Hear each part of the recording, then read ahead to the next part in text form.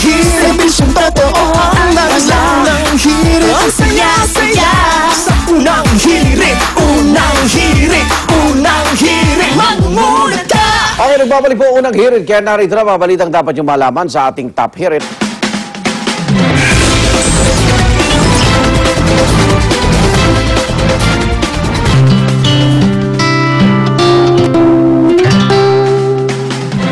Patuloy na nagbabantay GMA News and Public Affairs para ihatid sa inyo ang pinakasariwang balita kaugnay sa pagbiyahe ng ating mga kapuso ngayong Semana Santa. Maagang nakabantay si Susan Enriquez sa Araneta Center Bus Terminal sa Quezon City habang si Laban Newber naman tinututukan ang lagay ng trapiko sa North Luzon Expressway. Unahin na po natin alamin ang sitwasyon sa Araneta Center Bus Terminal sa Cubao, Quezon City kung saan dagsa ang mga pasahero at siyempre yung mga problema kahapon. Kakamustahin natin ngayon kung nabigyan na ng solusyon. Susan? Arnold, magandang umaga po mga kapuso dito po sa Araneta Center Bus Terminal. Manaka-naka pa lamang yung bilang ng mga bus pero marami na ho tayong mga kababayan na nakikita dito. Actually, yung iba ho dito na natulog kahit ang kanilang biyahe mamaya pang umaga. Gaya ho itong mga nasa paligid ko. Lalong-lalo na ho yung mga bata. Siyempre, pagod ho yung mga yan at medyo napuyat na rin kung kagabi pa sila dumating. Pero sa kabila niyan ay nagtitiis sila dito at naghihintay para sa oras ng kanilang biyahe.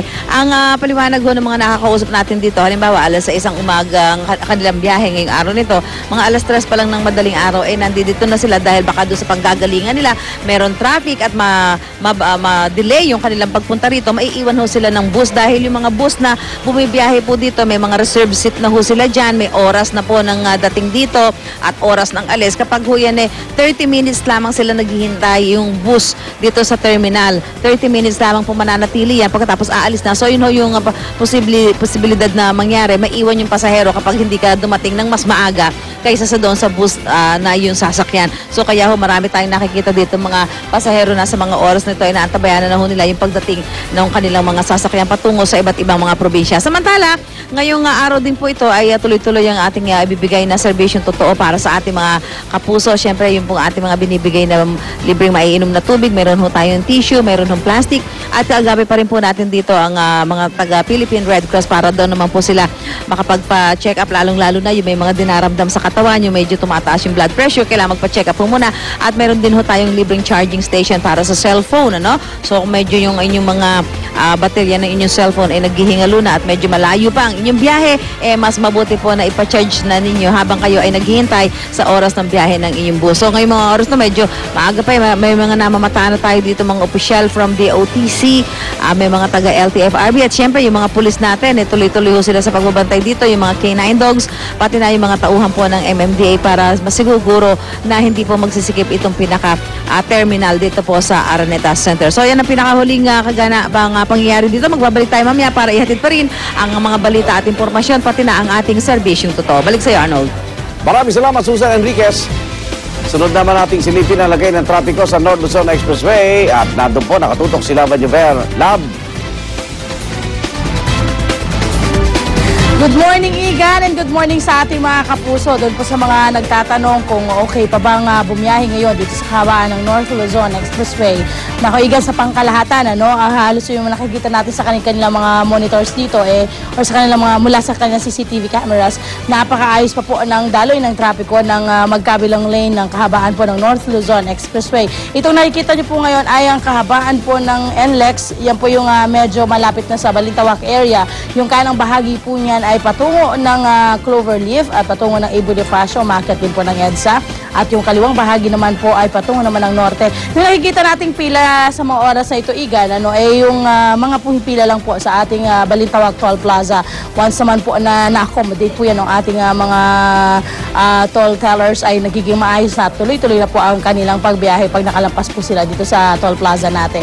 Okay, ayon po dito sa North Luzon Expressway, handang-handa naman po sila sa pagbuhos ng mga motorista na dadaan po dito sa North Luzon Expressway para po sa Semana Santa. Tinataya nga pong dadami pa ito ng 15 to 20%. At syempre kagabi, Igan, meron po silang naitalang dalawang aksidente dyan po sa may kahabaan ng Mindanao Avenue northbound lane. Ibibigay po namin sa inyo ang detalye niya or kabuang detalye niyan mamaya, kaya abangan nyo lamang po yan. Okay, yung nakikita niyo naman po ngayon mga kapuso ay yung kahabaan naman po ng, yung harapan naman po ito no, ng Balintawak Cloverleaf. Yung mas malapit po ito sa umaakyat na ng EDSA. Ito pong kaliwang bahagi yan ho ay patungo ng south or patungo po yan ng A. Bonifacia, tumakyat nga po ng EDSA. At ang kanang bahaging lane naman ay patungo ng norte. Kadalasan po kasi dyan talaga nagkakaroon ng pagbigat ng daloy ng trapiko pag ganitong umaga, lalo na pag rush hour. At sa mga oras na ito mga kapuso, wala kayong problema kung gusto niyo po magbiyahe ng mas maaga para tumungo po sa mga probinsya dito sa norte, ay wala ho kayong po problemahin. At yan po muna ang aking update mula dito sa North Luzon Expressway. Balik sa iyo dyan. Maraming salamat, Laban Yuver. Silipin naman natin ang lagyan ng trapiko sa mga pangunahing lansangan sa Metro Manila sa pamamagitan ng MMDA traffic sites.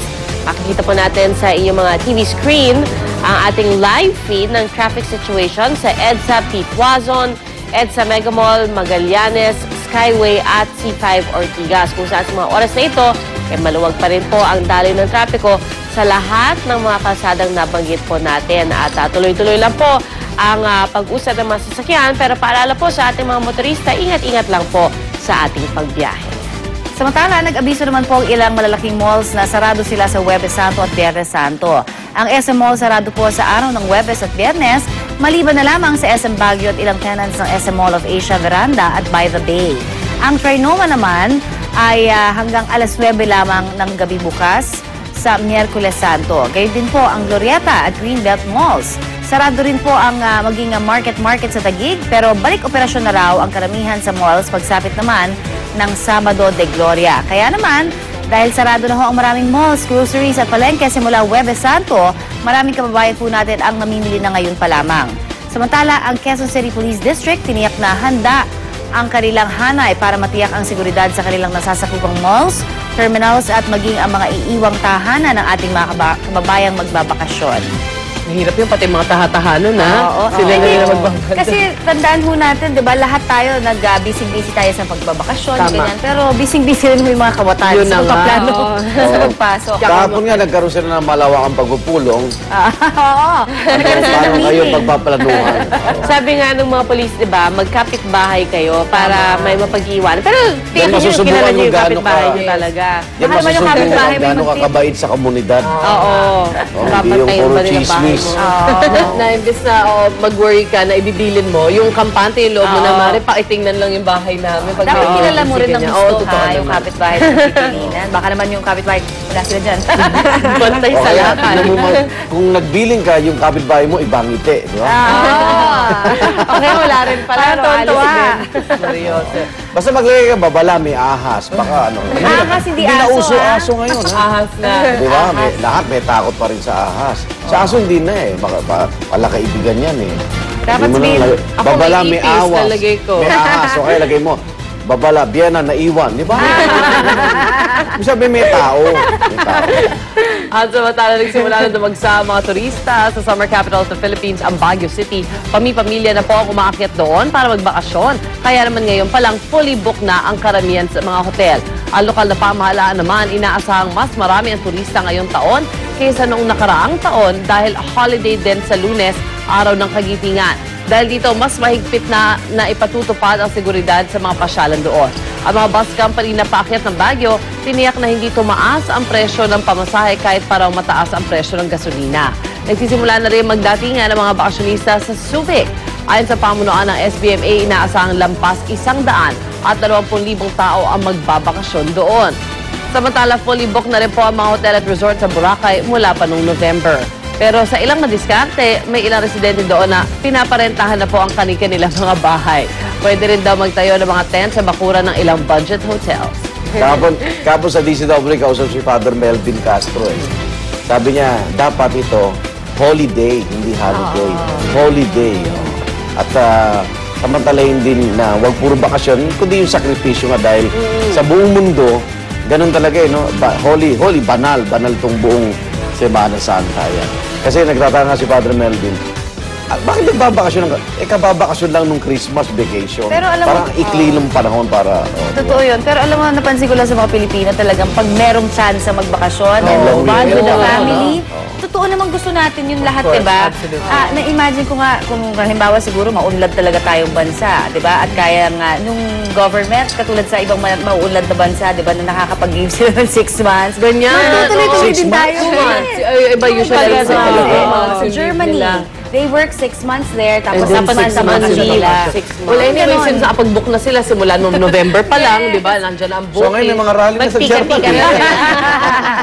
Oh, 6 months Kasi leave. di ba sa Monday, araw ng kagitingan, so 5 araw diretso ng Long bakasyon. weekend. Monday pa talaga. holidays talaga Oo, of the na hindi mo year. kailangan mag-file ng leave pa talaga di ba? Pero anyway, since kayo nakabakasyon na, set aside time pa rin for prayer with the Yes.